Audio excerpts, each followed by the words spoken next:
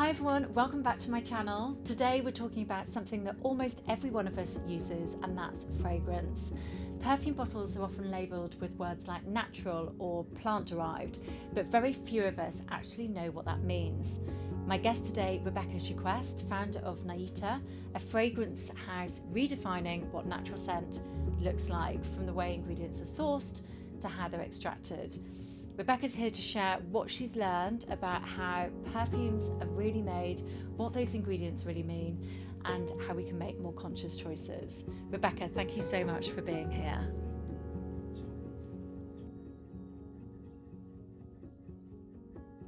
So Rebecca, what's one thing that people should know about how most natural fragrances are actually made? So we use steam distillation as extraction methods, cold pressing, CO2, which is from the air, and an ancient technique on flouage. So that's really goes back to ancient Egyptian times, where every day they lay the flowers on the vegetable wax. But I think what people are not aware of is that a large number of natural ingredients are being extracted with the petrochemical hexane.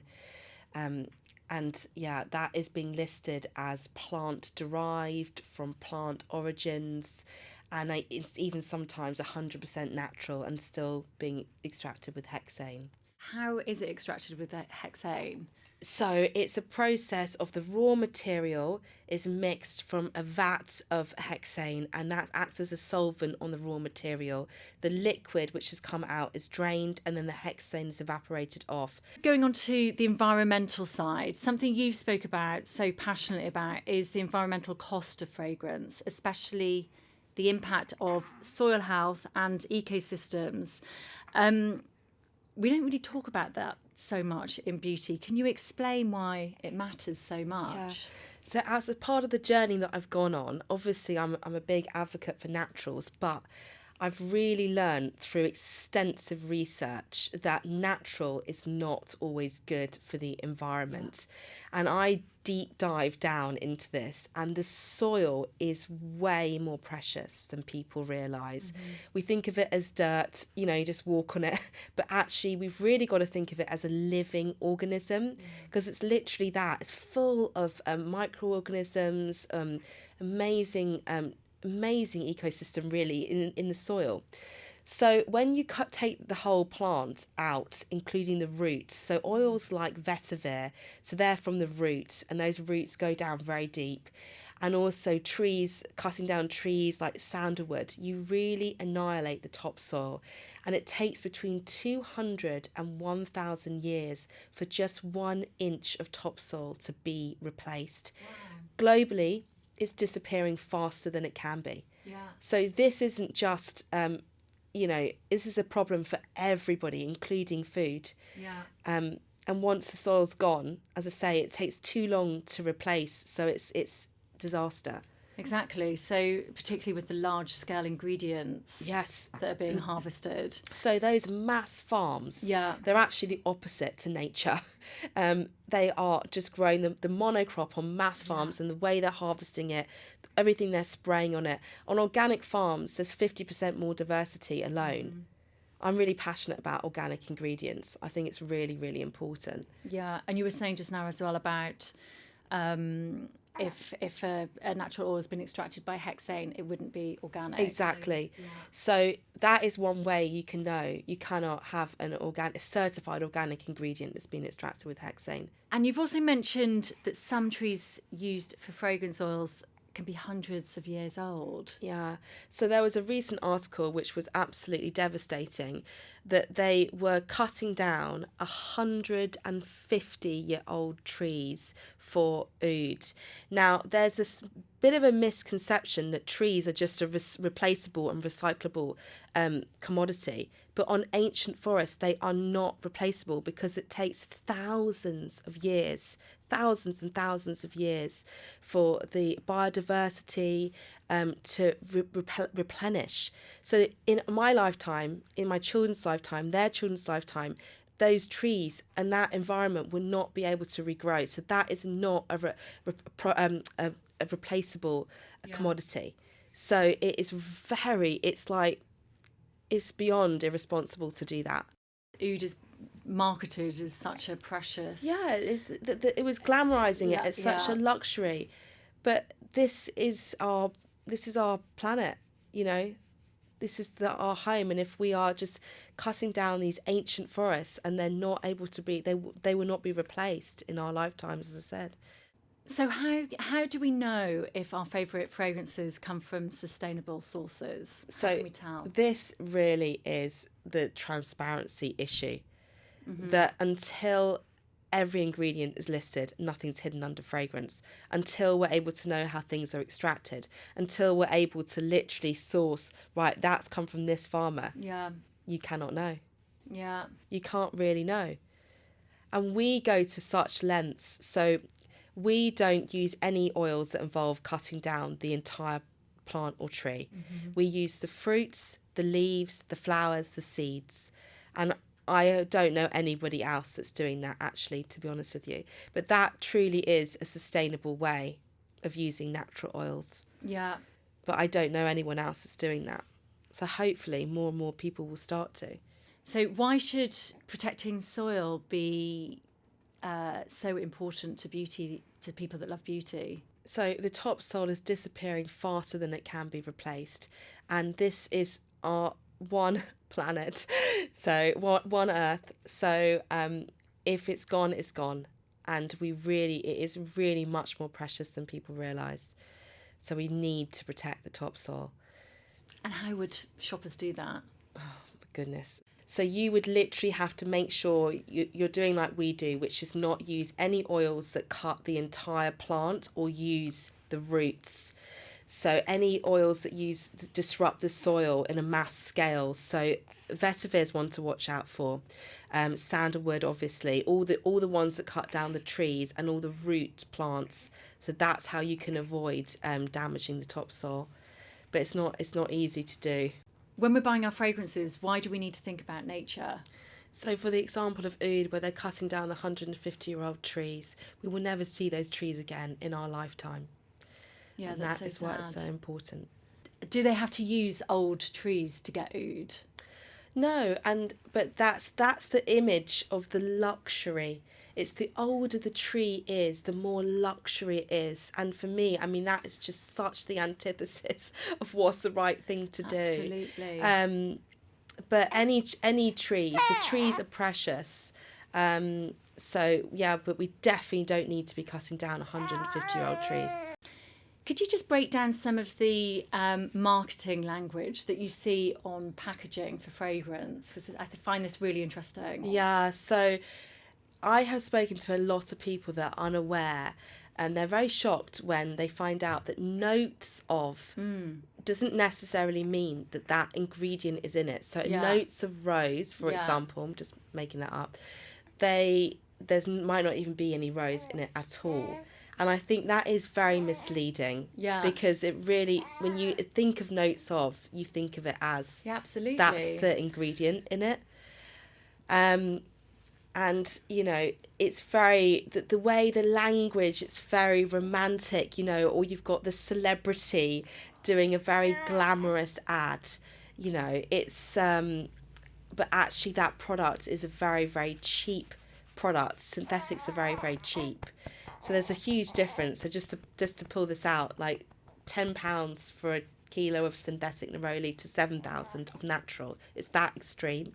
Yeah. So when you're seeing a very, very expensive perfume that's entirely synthetic, that's a very cheap perfume to make. Yeah, yeah. And it can be, you know, have a celebrity doing a fabulous ad, but actually it's nothing. And that's what I describe as fake luxury. Whereas you can have a real, very expensive product with really amazing natural ingredients, and it's costly because of the time it takes, the effort it's put into it, and you know, they're sources that can maybe only be harvested once a year.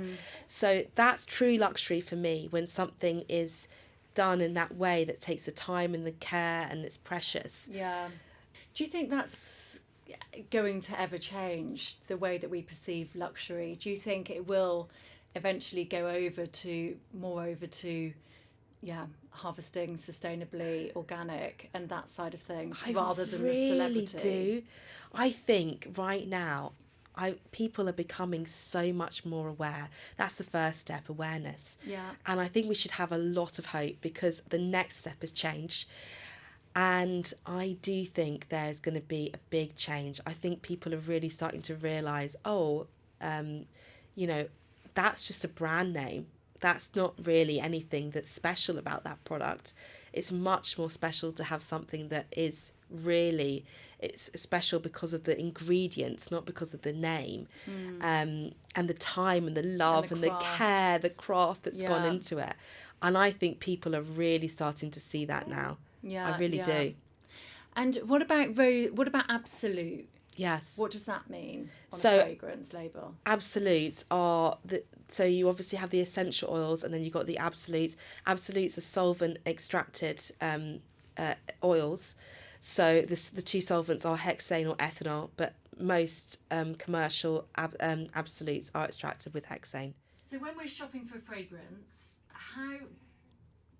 how should we interpret fragrance, parfum? We see that on the ingredients list all the time. Yeah. What does that actually mean? So I personally won't buy anything with fragrance or parfum on the ingredients list.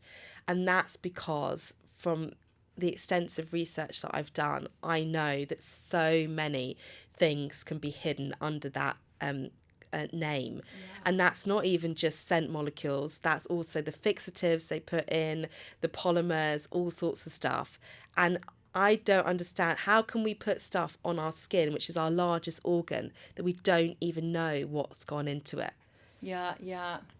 And what are the fixatives and the extras that they put in there? There is it is literally hundreds of different things you could put in for that. And is that to make the fragrance last longer? To make it last longer, to make the scent throw stronger. There's all sorts of stuff. And actually, just on the lasting longer, I do try. My fragrances do last because I do a super high percentage. But I do think that it's a shame, really, that the barometer of a good fragrance in so many people's minds is that it lasts long. Yeah. Because actually you could have the cheapest synthetic last so long, even if you wash your clothes, it's not going to come off. And then the most incredible natural oil that does what nature intends it to do, which is evaporate off after a couple of hours. And really, really precious. So for me, on the journey that I've been on, longest lasting is not necessarily best quality. Absolutely, yeah. And why is it still so rare to see the fragrance disclosure? So the official reason is to protect people's IPs. But I know that the big fragrance houses have a machine that can test down to the parts per billion. And also reverse engineer the scent. So if they wanted to copy a scent, you can. Oh, I see. It's possible to do. So with that knowledge, there can only be one reason to have fragrance or parfum on the ingredients list, and that is to hide ingredients. If someone assumes a natural smelling fragrance is natural, what would you say to them? I think due to the marketing, there's a lot of synthetic brands that people do believe are natural. And I think if you see the fragrance or parfum, there's almost certainly synthetics, because naturals are so precious and costly. If they are using naturals, they're going to want to put them down on the ingredients list. And even actually naturals do have to list the allergens. They're not added, they're just part of the natural product. So you're going to see some allergens if there's some natural products in it. So so a synthetic fragrance doesn't have to list because of allergens? Yeah, there's the synthetic. So the allergens are part of the natural product. So for example, linalool is a part of a lot of citrus oils. Right. So natural oils are made up with hundreds of components. That's another reason why they're so special. So synthetics are very simple molecules, and the natural ingredient is just full of lots and lots of different molecules. And you can't. That's why you can't beat nature, because they're so complex. Yeah. But part of those natural molecules are some allergens like linalool. So, for example, that would be on the ingredients list if that natural product is in there. Oh wow! Okay, I didn't realise that. Yeah. It's really interesting. Now let's talk about the cost, because I think it's something that people do really notice. Why do natural fragrances sometimes come at a higher price point? Yeah, well, they come at a lot higher price point, and that is because of the. So, firstly, you might only be able to harvest once a year. So, and some of them, little tiny flowers are harvested by hand, and it takes a vast quantity to do a small amount of oil. Yeah. So it's really is a labour of love. So that's why they're more expensive. Yeah. And some are obviously more expensive than others and more commercially available. And definitely the organic ones are more expensive. Ones from small communities rather than the mass farms are more expensive. Yeah. So that can be the level of quality for natural ingredients as well. Yeah. I love the stories that you've told me before about the small producers, the regenerative farms. Can you tell me a bit about that? Yeah, so I think that's important to remember with synthetics. When you're buying the synthetics, you're literally supporting the oligarchs. But when you're buying the naturals, you can support some very special communities. And to give you some examples, we've had some people from the Andes that they are very specifically supporting women affected by guerrilla violence. Some of them are widows, and they've now got employment.